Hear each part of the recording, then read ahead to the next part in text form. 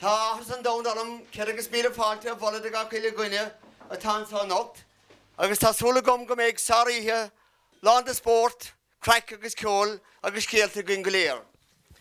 Friends, I'm delighted to welcome you all here tonight to Carriganima because 50 years ago in 1967 and 68, a Junior B football tournament was part of the carnival at Clondrahood. The 4 teams involved were Oban, Ballydaly, Clondrahood and Slannon Rovers. Tonight we celebrate and recall all those great games, and we extend a special welcome to all of those great players who are here with us tonight. Spare a thought for some who cannot be here due to illness or travel, and especially those who have gone to their eternal reward. We also remember Peter O'Sullivan of Oban, who was unable to attend due to a family bereavement, and he'd love to be here. It is worth to mention that when this carnival began in 1958, 60 years ago, one of the leading teams in that tournament was actually here from Carriganima.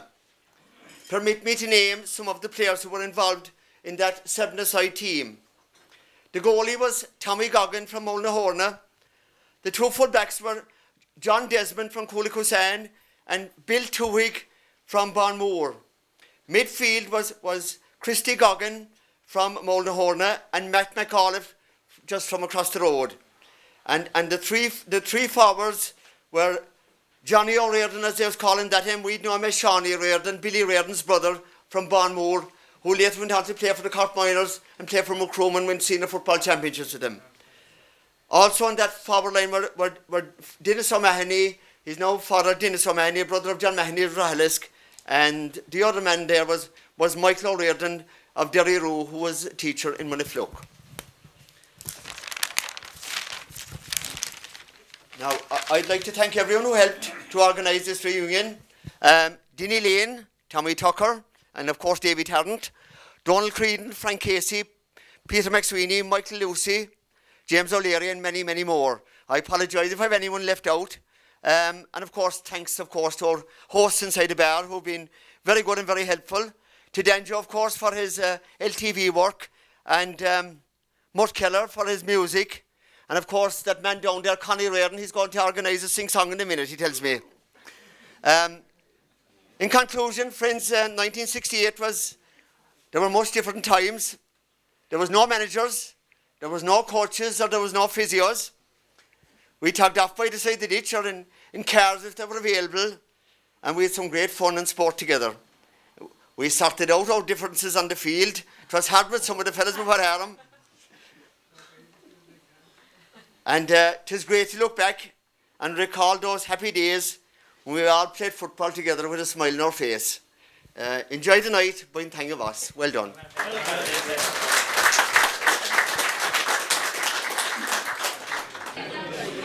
We should not let this occasion pass without remembering one of the greatest athletes that ever lived in Clondrahood Parish. I'm talking about Con Welch. And his nephew, Neddy, is with us tonight. And Neddy has a medal that he won in 1906. It was for the Kick Fada competition. We have to go back to 1884, the founding of the GAA. Con was 3 years of age then. And the 25th anniversary of the founding of the GAA was 1884, and 25 is 1906, if I'm right. That's right, yeah. And remember, it is the Gaelic Athletic Association, and athletics were very prominent then. And in the All-Ireland final of 1906, Con Welch won 5 All-Ireland titles. He won the hammer, and he won £56 for the place kick. Place kick. He still holds the record for that. He did. And it is the place kick we're concentrating on. He was within inches of world record in the £56 over the bar and the £56 for distance, and he was within inches of the Irish record for the hammer throwing.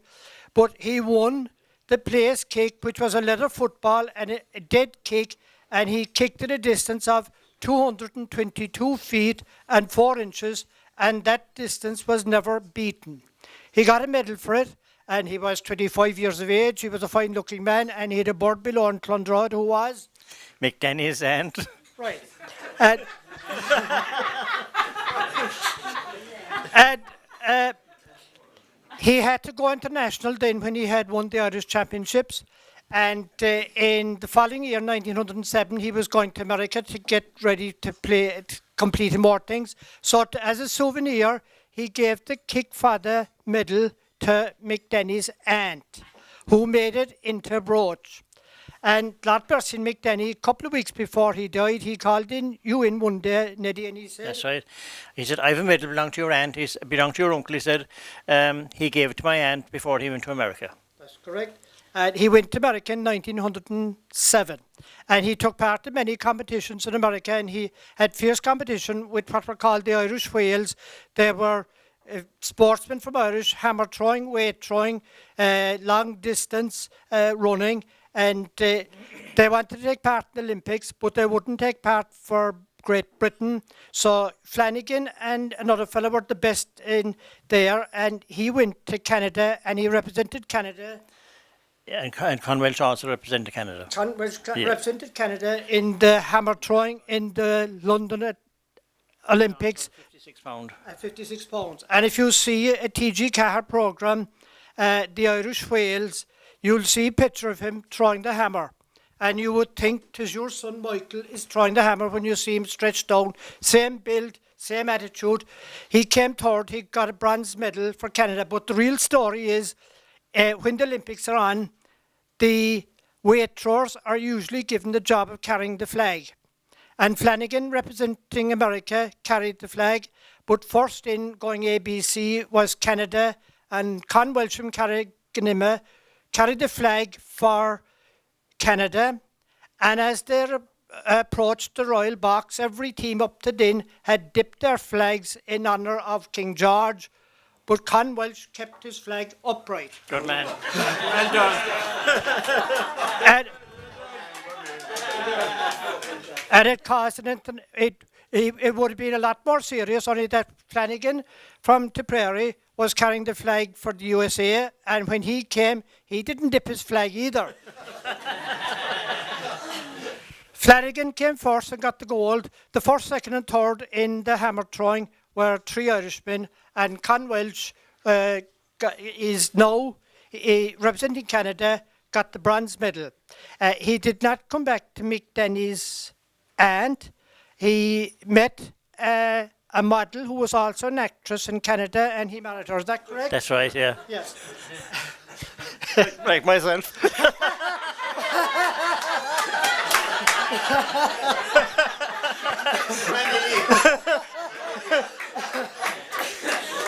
And he's buried, Lord bless him, man, he's buried in Canada. I can't think of the name where he's buried, but he's buried in Canada. It's somewhere in Seattle anyway. It's in Seattle, yeah.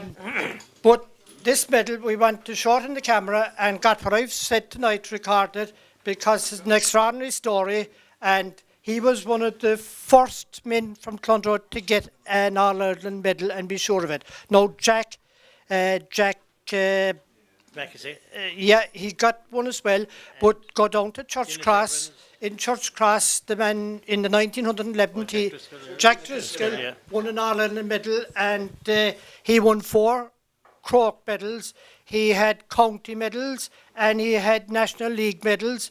He had a full collection of them. Some of you would know grandson of his, Harkin. Peter Hargan and Johnny Hargan. Johnny Harkin.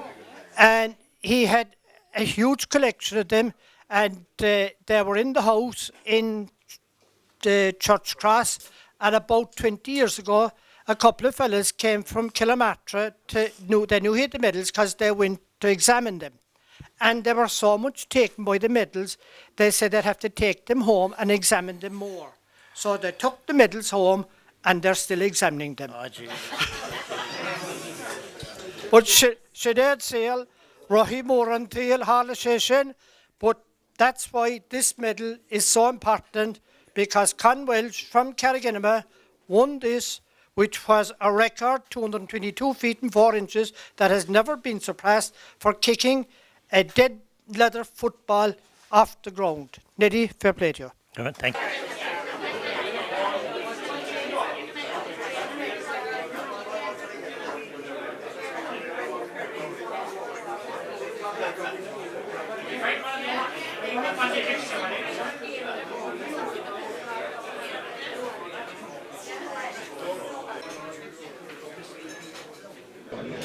With me now is one person who was a spectator in 1968 at a match in Clondrohid played between. Go on ahead with that now. I was very young at the time. Were you still in short pants? I was still in short pants, is right. Very short pants. But I was speaking to you yesterday, you said you remember being in Clondrohid in Matty Casey's Inch, and Clondrohid were playing Oban in the final. Is that right? That's correct, yes, that's correct. And you can remember Paddy Corkery soling up the field there? I remember Paddy going up the sideline and my father was there. He took us down, I suppose, at the time. And I remember Paddy was coming up the sideline and the man that was marking was trying to push him out over the sideline, and we had to jump back over the sideline, and I could hear Paddy's teeth cracking, he's hitting, he's passing us up.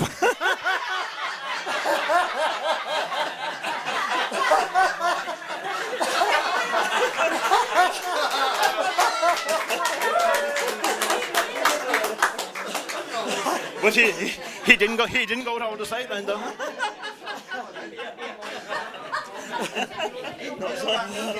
No, Christy, you're very observant, and you have sponsored teams since, haven't you? A local team? We have sponsored the local team, that's right, yeah. And the local team is?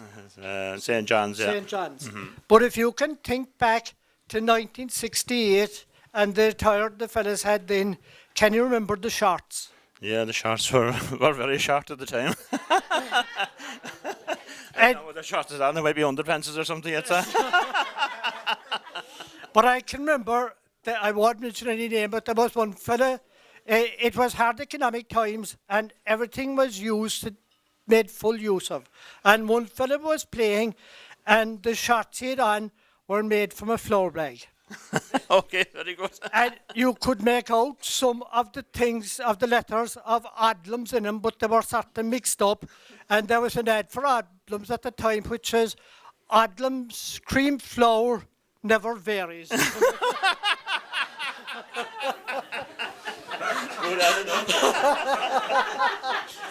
So, Christy, when you put Rings Garage on the shot, you're 50 years too late.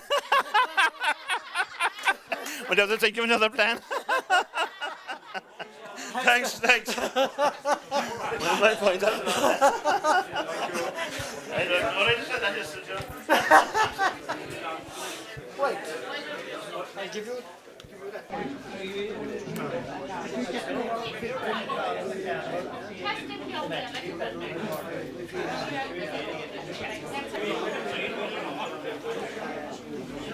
Right, Jonas.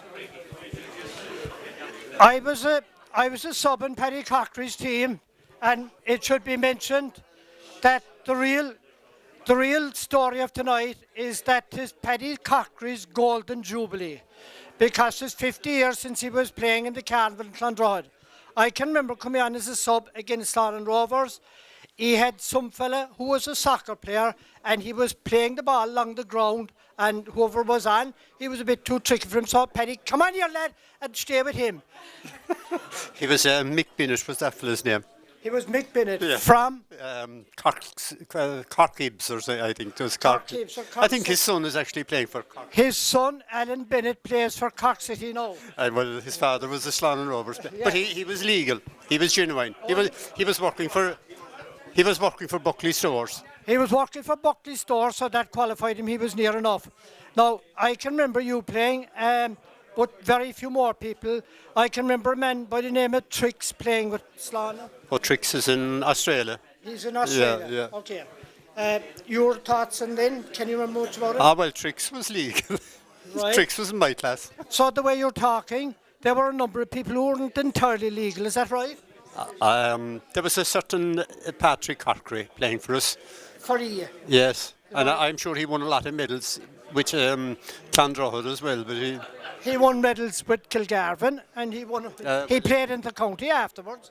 yes, but those medals should be taken off him now because. Well, no, we'll have to leave it going. You'll sing a song later on. I'll sing a song later on, yeah. Right, I'll give you the mic now if you'll sing it. No. Thanks, then.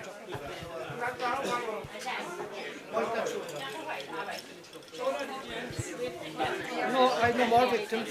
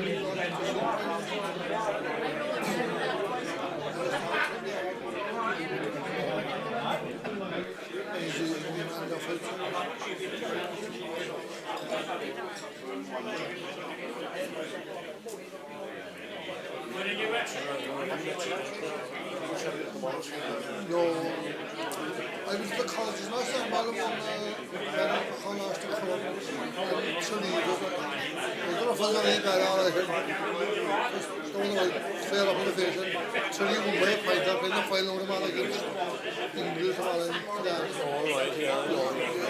It's on the fucking Valley Rovers, that was just a killing move. That was like match, the match, and they run up a pint, and straight away, I'd say, man, I can't kick the ball where he moved from things.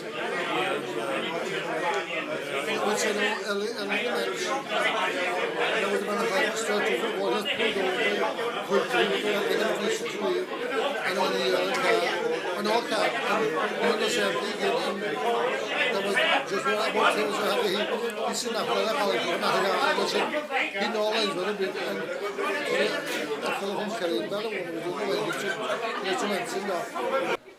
Hey, come here, Johnny. Get down there, Well, I tell you tell me when you're ready. Is it on his? I know it anyway. Are we okay?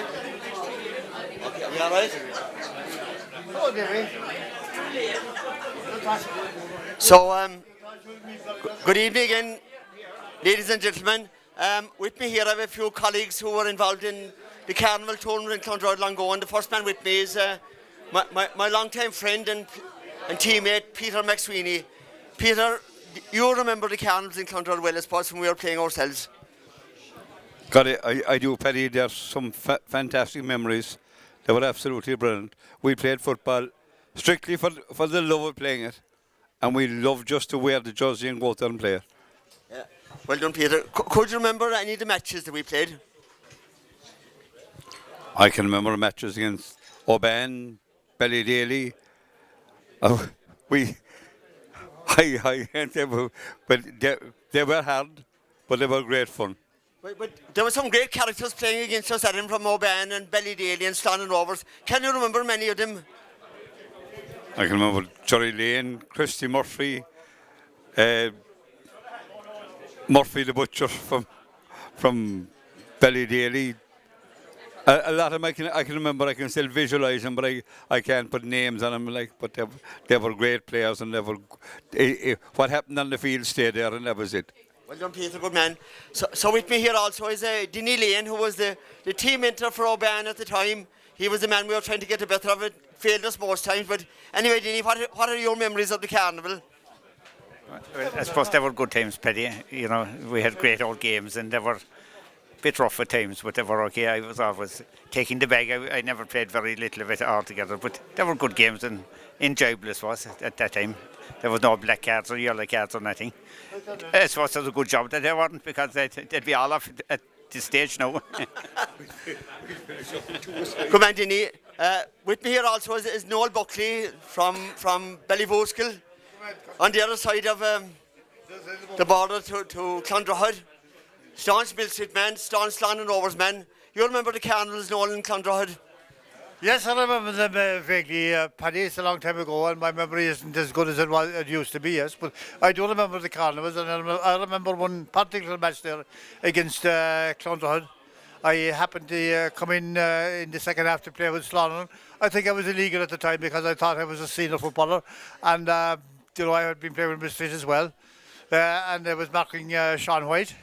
Sean was getting old like myself, so we had a good bit of it. We had a good tussle, but we managed to survive it.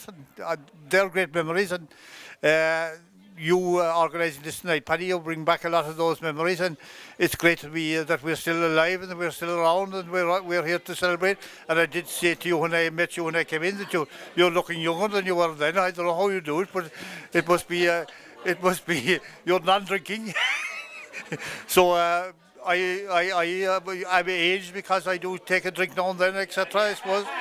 But going back to those times, Paddy, football was good. Football was a great crack, and you remember those great matches between Ballydaly and Ballydaly and Oban and Irish Rovers and Clonrod. There were some great times, there were some great memories, and it's great to be still around. You mentioned a few players there in Clonrod, and you mentioned particularly Sean White. Sean White was a very good footballer. Yeah.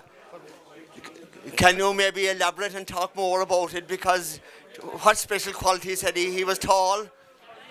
He was tall, he was strong, and he knew how to use himself.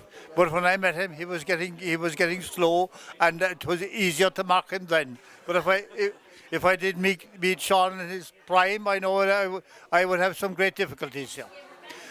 Good man. We'll move on to Dinny Lane. Dinny, you could talk about a lot of the characters you had playing and a lot of the characters you played against in Clonrod. We had a good few players. And it's sad that a lot of them are not here tonight, you know. There was a lot of them that we tried to bring tonight. They wouldn't come for different reasons, you know, but we had a lot of great players, and I suppose they all enjoyed themselves, and they're like coming to the carnivals all the time to Clonrod anyway, you know, playing against the local lads.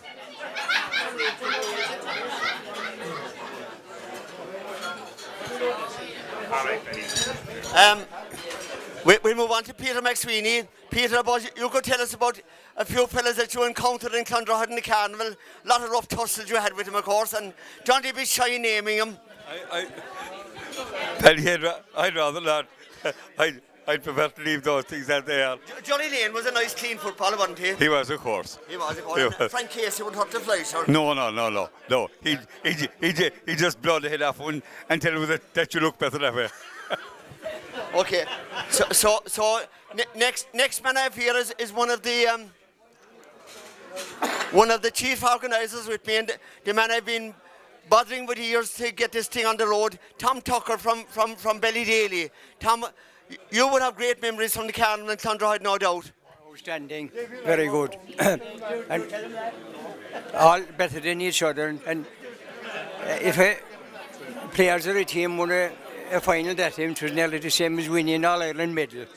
And very well organised, and thanks to you for organising it. And anytime we ever came there, we enjoyed it. Tom, he had a very strong team in Ballydaly that time. I remember now that your brother was playing, the Tarrants were playing, weren't they? Joe McCarthy played. You could remember a lot more besides that, of course. Yeah, they share all right, but you know, they had to go away on jobs and things like that.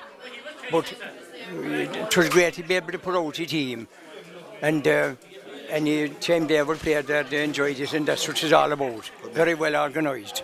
And of course, Tom, we sent back a very good footballer team from Carriganima, Tim O'Leary, living in Ratwan. Tim was a good player, wasn't he? Very good, outstanding. Yeah. He played some great games for Ballydaly, great footballer. Yeah. Well, Tim actually has a unique distinction. Tim has an All-Ireland hurling medal, won with the Cork Vocational Schools team. And also in those days, his brother Patsy was a member of our team that him in the carnival. Also a great footballer. Yeah.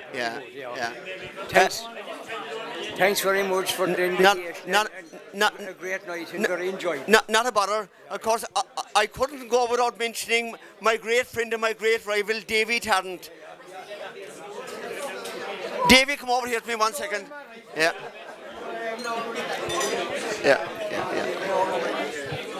Go on, you football, go on.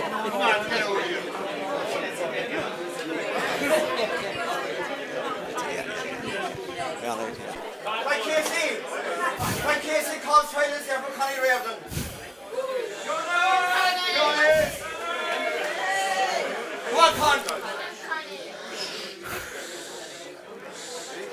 Hello. Can they hear me again?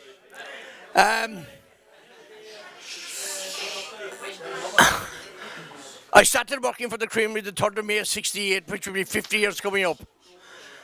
If I was still there, I'd be there 50 years for the 3rd of May. It's a long time, but anyway, Mike, Lucy and myself here pal together. But in the 5th of June 88, I started working for Clona, working for myself, working as a milkman, and I enjoyed every minute of it. I started at 1 o'clock in the morning and work all night. No wonder I got Parkinson's. But I delivered milk to a lady. She'd remind you of no one but Beth Lynch in Coronation Street. She was a sour old bitch. She was living out in Kilumney, and she used to get 3 pints of milk, a pint Tuesday, a pint Thursday, and a pint Saturday. She didn't know about Saturday. Con, can I have 4 churns of milk on Tuesday morning? Well, fucker, he said to me, what's wrong with her now? On my way back in the run was over. I hopped off the jeep and went to the door. Betty said, what's the story? Did you get my note? I did. Can you read? I can a bit, he said. And what was written in the note? 4 churns of milk Tuesday morning. What's the big deal? She said, Christ, I said, you only get 3 pints of milk. What the fuck do you want 4 churns of milk for? She says, you don't understand. I want to have a milk bath.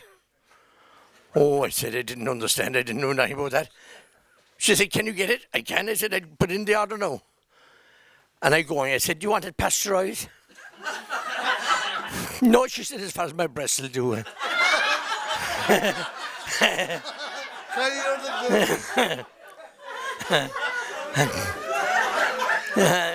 I'll do from there up myself. But for people that don't know me, we had the station at home. My wife is from Toronto, Canada. She's a very fancy lady. She plays a lot of bridge. Her nose is in the air a small bit. But we had a lovely extension put onto the house, and she had turkey for dinner. There was about 40 women, a couple of fellas. But God almighty, everyone I mentioned, to make the long story short, they all got the shits after. So I was inside in town, delivering milk. At 4 o'clock in the morning, I met Sean White going to the Adoration Chapel. That's where it started. It was the spring of 2010, and the stations they were on. This time it was done by Connie. It was not above by my brother John. The house, it was freshly painted, and our extension it looked well. But there was a problem with the turkey. You'll have to wait until I tell. You see, my wife Linda, she got all her groceries in town, and she got a frozen turkey as well. And in my books, it was frozen, thawed, and frozen. So Linda couldn't tell. That's why they all got sick and their tummies fell to bits. In other words, they're not being rude, the whole lot got the shits. Linda laid out her oval plates on the brand new aisle, and all the local ladies arrived. Oh, they were in mighty style. We had Mrs. Giles from Toronto. She was a lady thrown in at around 18 stone. She had a low-cut dress. She looked really smart. The following morning, she was afraid to sneeze. And she certainly wouldn't chance it. But that's not the full story. I met her the following day in town, and she said, oh, Connie, I've goose pimples in my bottom from pulling my knickers up and down. And as long as I know Mrs. Giles, I never heard her curse. She said, fuck it, Con. I got to get to the Castle Hotel. I really don't know how I'm going to shit her bus. So got was called to Father Betty. My Father Wickham, he struggled on. By God, wouldn't the cook hear about if it happened to by my brother John? He was taken to the regional and he was kept there overnight, and Dermot Desmond was his first visitor in an early morning flight. He came home the following evening and Betty's okay. I met Father Betty myself. Father, I said, I'm fierce sorry for what happened, but I'm glad you're okay. No, Con, he said, I'm 1 inch to the Pope. And if I leave to you next station, what I live in your house would be just a cup of tea. I turned to Peter Kerr, my brother-in-law from Ballyhone, at the age of 73. He was moving cranes from Liebers to Phoenix, that's west of Tralee. And he left Ballyhone, he got a Dr. Payne. He put it down to Batleystoke or Appleton. He didn't know who to blame. Coming towards Killarney, he got a real severe dart. By God, he said this isn't the Batleystoke, it's the apple dart. But Peter kept on driving because Peter is a right tough skin. They had to stop and jump the ditch back at Brunan's Lane. And when the release valve gave, Christ, he almost shot a snipe. And like Dick Sweeney Clenross said, by gosh and by damned and by hell, and thanks to my sister Sheila that he had a box of baby wipes. I thought to myself, the evening of the station at 5 I had a show. I dressed up in the black pants and a white shirt. I was like Manuel from Faulty Towers. My job it was simple, because I didn't point the locals at the door, read the epistle at the mass, eat with the priest, get a bit early because I didn't make round in at 4. When I woke at 4 o'clock I was feeling a bit under the weather, but you all know I had Parkinson's and everything morning, but that blasted thing was feeling under the weather. But I consumed the pint of milk and knocked the door working. And at about 25 I had a nice red rosy apple. Food I made at 5 to 5 with Sean White. And he go into the adoration chapel. Good morning, Sean. How are you, Sean? I wasn't feeling great. My belly's in a roll. Good God, how's Nelly? As I left the house this minute, Nelly's just got on the bowl. Jesus, Sean, is it the station food? What else can it be? Ring up Eamon Barry and see how's he. Eamon Barry, the man that brings the milk up every day. He was at UPS yesterday eating late. Linda gave him high tea in a beautiful cold plate. If he's sick, 'tis the turkey. Sean, Eamon is a big strong man. He comes from Port Mac. He's a judo expert and he wears a belt. I don't care what he wears, ring him up. 087 851 8335. Brr, brr. Brr, brr. Brr. Hold on. Eamon. Hold on. You want it, Eamon? Jesus, I was back by your wife yesterday evening. Am I on loudspeaker? No, you're in silent. I had turkey there. I went to see my mother-in-law. That put me to bed.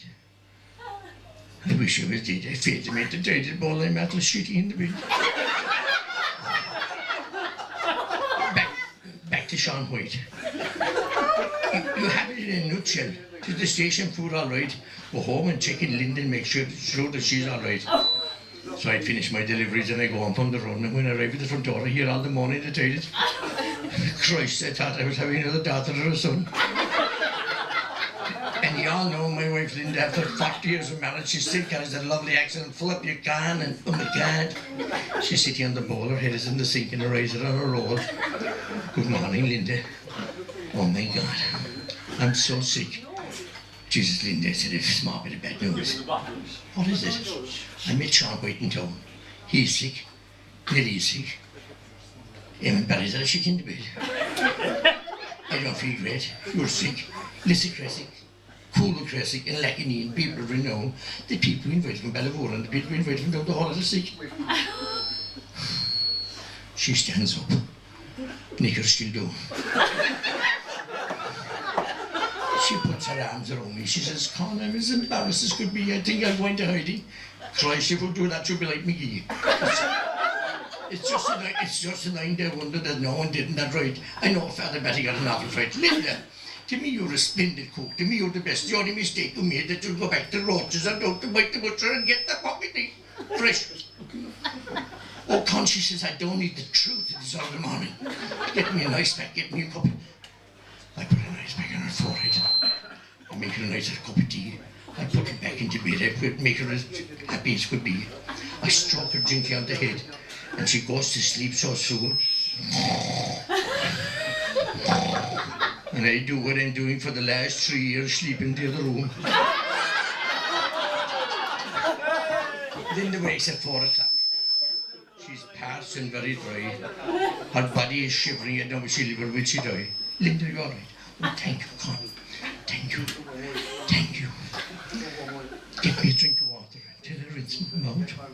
And I go up the corridor. And Con, listen, get that carcass of the turkey and throw the fucking bastard out. So I take him to the front lawn. I lay him on the green. She roars from the bedroom window. Get him up the back where he won't be seen. My dog Bandy went along ripping it, whatever meat was on the bone. And who arrived in but my brother John, who lives alone. The dog started acting very strange with one leg in the air. Linda said to John, what's the matter with Bandy? What is this all about? You're talking in there. He's licking his ass to get the taste out of his mouth.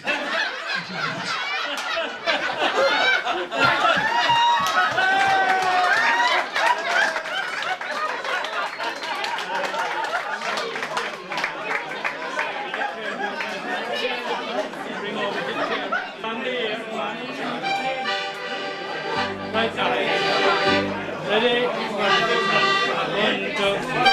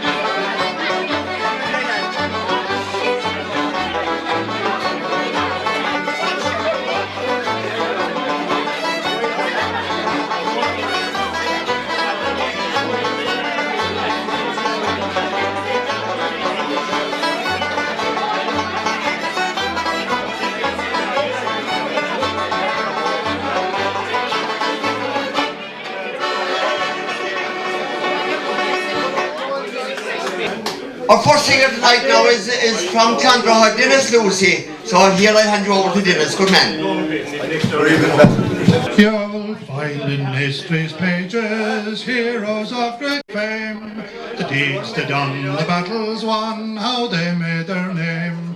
But the boys who gave us victory and the orange, white and green were the boys who fought in Dublin town in 1916. Some came from Kerry, some from the County Clare, Dublin, Wicklow, Donegal, the boys from all Kildare. Some came from a land beyond the sea, from Boston and New York, but the boys who beat the black and tans were the boys from the County Cork. Cork gave us Mac Sweeney, a martyr he did die, Wicklow gave us a Dwyer in days long gone by. Dublin gave us Patrick, Pierce, McBride and Calbrew. And America gave us Dev to lead all Ireland too. We'll lead the boys from Kerry, lead the boys from Clare, Dublin, Wicklow, Donegal, the boys from old Kildare. Some came from a land beyond the sea, from Boston and New York. But the boys who beat the Black and Tans were the boys from the County Cork. We seem to be divided, I really don't know why. This glorious list of martyrs for Ireland's cause to die. Why not step together and join in unity? The north, the south, the east and west will soon make Ireland free. We'll lead the boys from Kerry, we'll lead the boys from Clare, Dublin, Wicklow, Donegal, the boys from old Kildare. Some came from a land beyond the sea, from Boston and New York. But the boys who beat the Black and Tans were the boys from the County Cork. Thank you.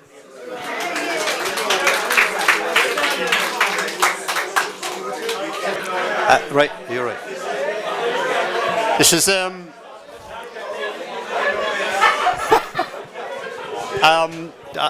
this is the Slannon Rovers national anthem. So we didn't win the tournament, as far as I know, because but my father used to be the. This is my father's party piece, and he's in the song as well. So this is about a woman that came back from America long ago, and she drove all the young fellas mad around the whole area. So it's called this. I'll take a view of the country through while I am young and airy. If you'll be my bride and be Mrs. Hyde instead of Miss Keneally. There's a hare-on track over Corraback, of that I found out lately. 'Twould be better for him stay in his sæte hay than be watching Miss Keneally. Here comes John Mickey, stout and thick, and he goes back there daily to win from Hyde his love and pride, this charming Miss Keneally. Reardon's Frank comes next in rank. He laughs and smiles so gaily, for he knew by fame he'd win the dame, this charming Miss Keneally. Here Headin spoke out again, saying, Blast ye, what is ailed ye? There are good men in the Corridlen, but I'll have Miss Keneally. Haley Dan is a fine young man, he goes down by Ballydaly. 'Twould be better for him mind his harney sheep than be watching Miss Keneally. And last of all comes Adraval, Ger Corkery now's going crazy. He's his lips in twist for to get one kiss from charming Miss Keneally. Oh. Who's next?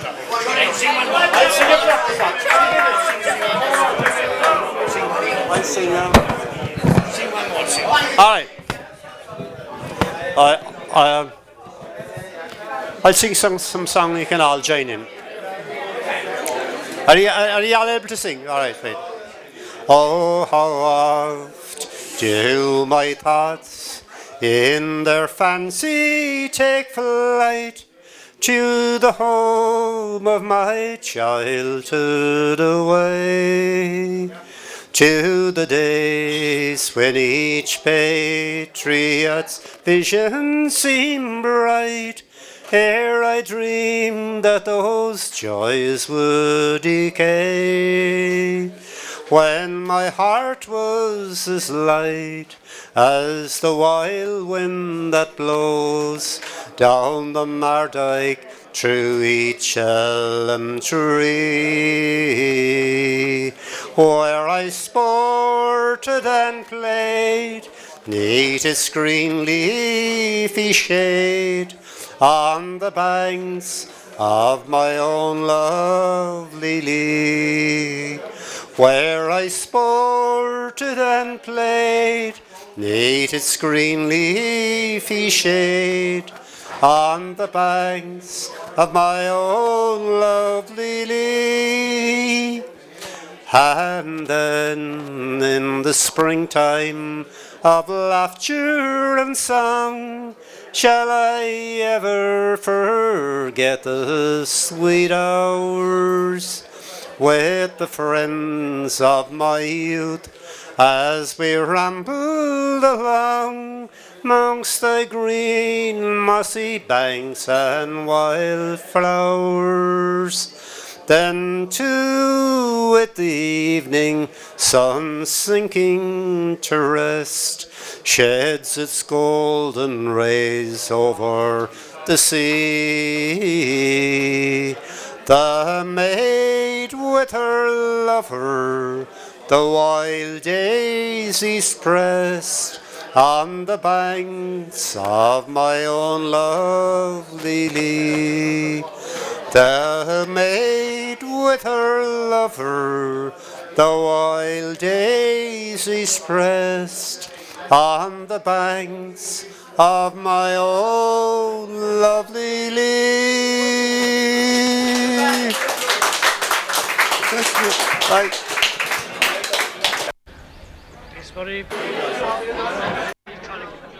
There's one fair county in Ireland, memories so glorious and grand, where nature has lavished its bounty.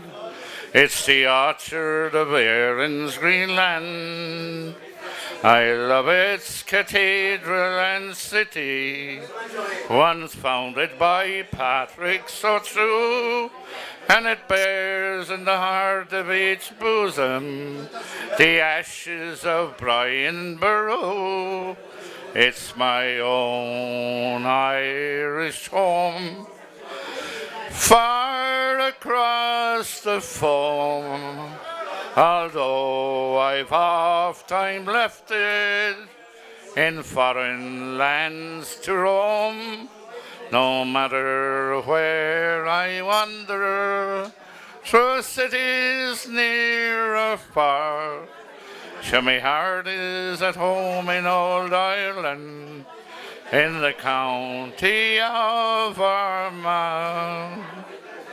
I've travelled all parts of that county, from Newtown, Porthill, Cross McGlen, around by the gap of Mount Morris, home by Blackwaters again, where the girls are so gay and so hearty, none fairer in Erin Gabra. But where are the boys that can court them, like the boys from the county Armagh?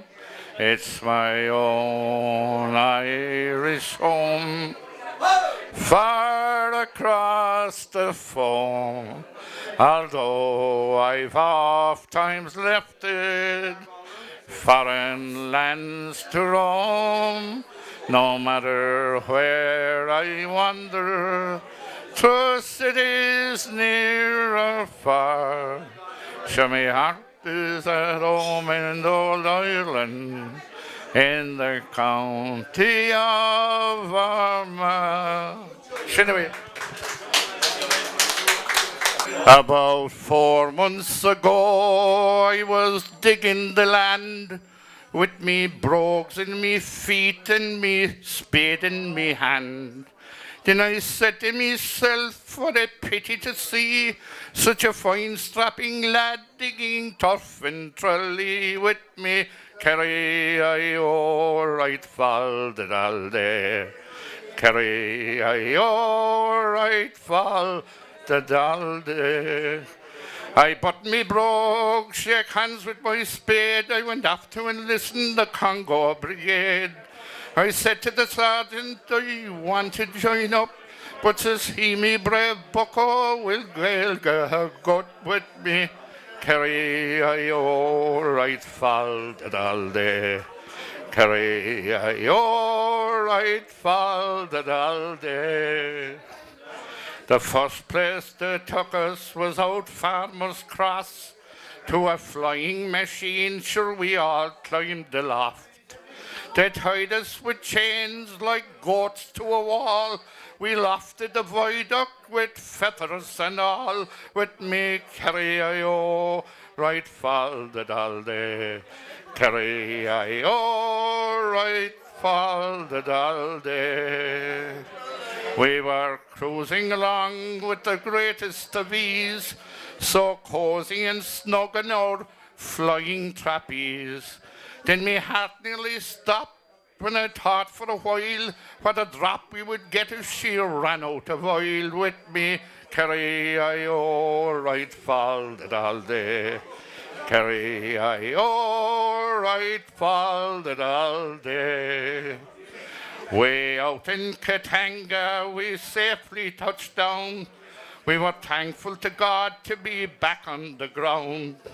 Then up comes this queer hawk saying, "Moo about you." Should I stuck out me chest saying, "The same, sir, to you." With me, carry I oh, right fall that all day.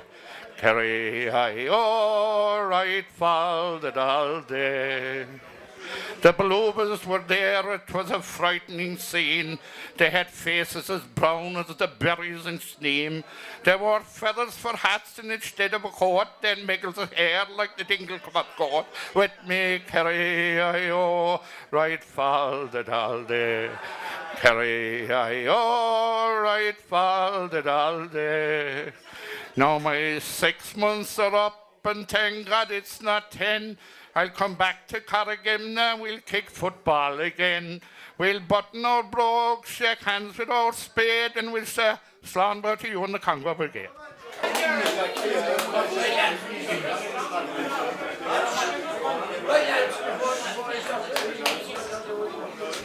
As we gathered in the chapel here in old Kilmainham jail, I think about these past 2 weeks.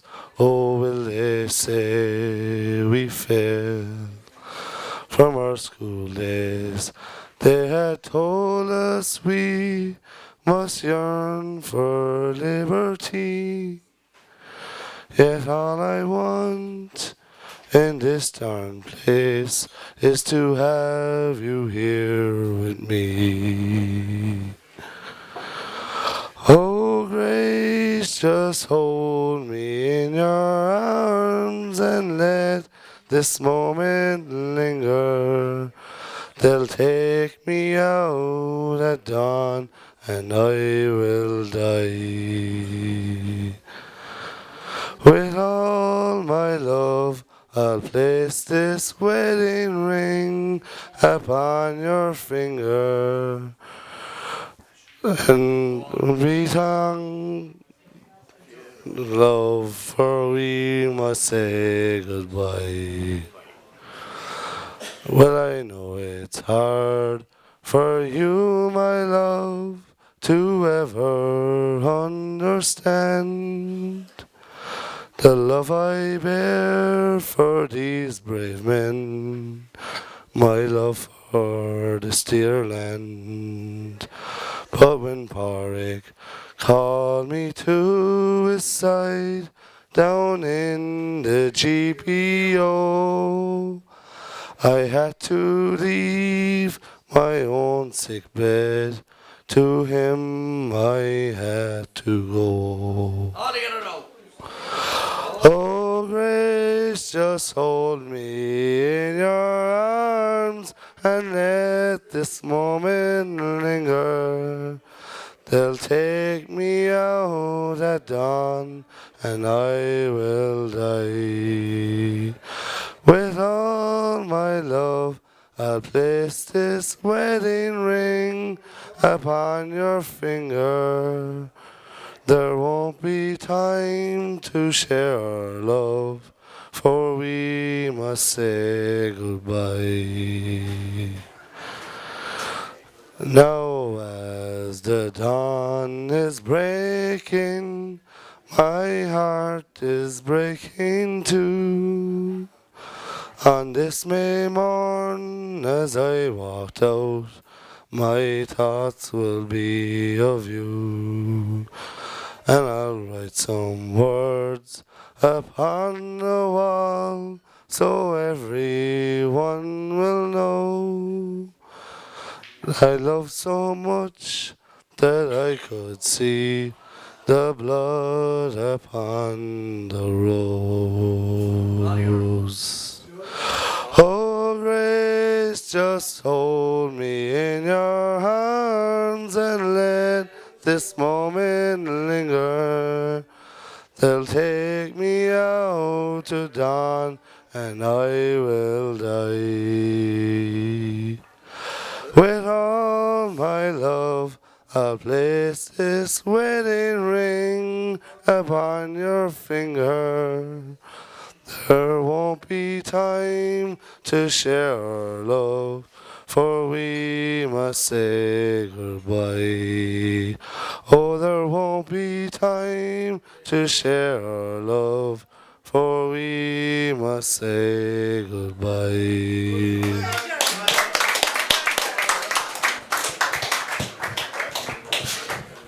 Thank you very much. Next singer, please. There's a spot in the Desha, a place dear to me, where the comrades are keeping a watch o'er the sea, and afar I have wandered, yet wherever I roam, it's a place I love dearest, the place I call home.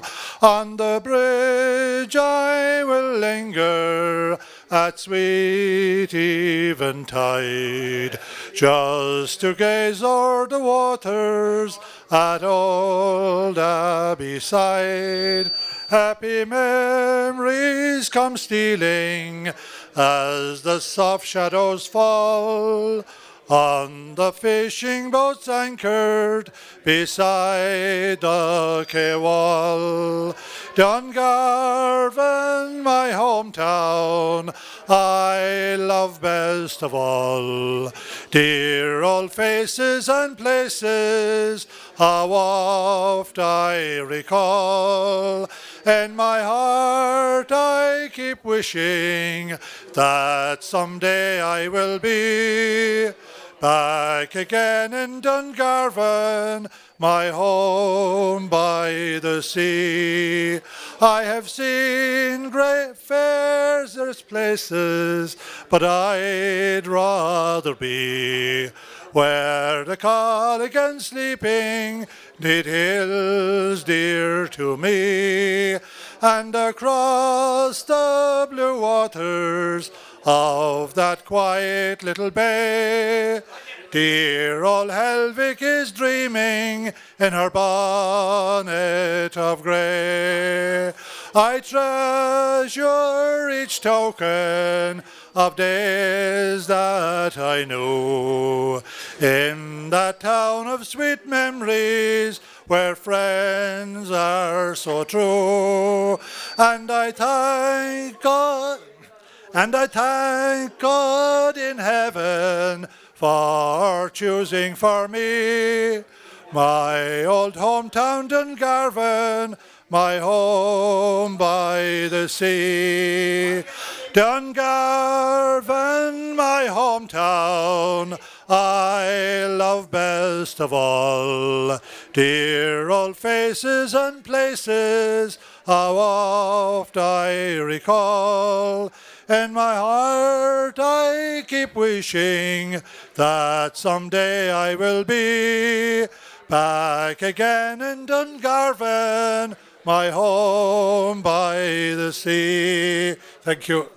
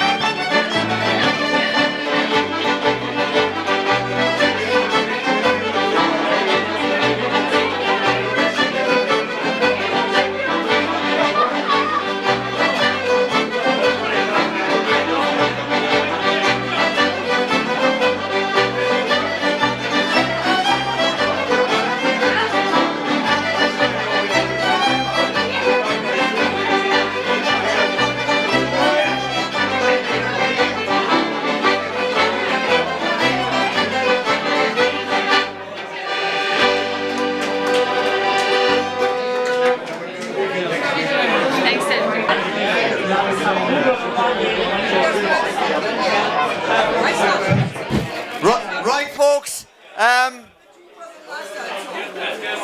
So before we start off with our next group, could we put our hands together and give a warm thank you to Murt Kelleher, his good wife, and his son for a fabulous performance of music there to us. Thank you, Murt. Well done, well done. Okay. And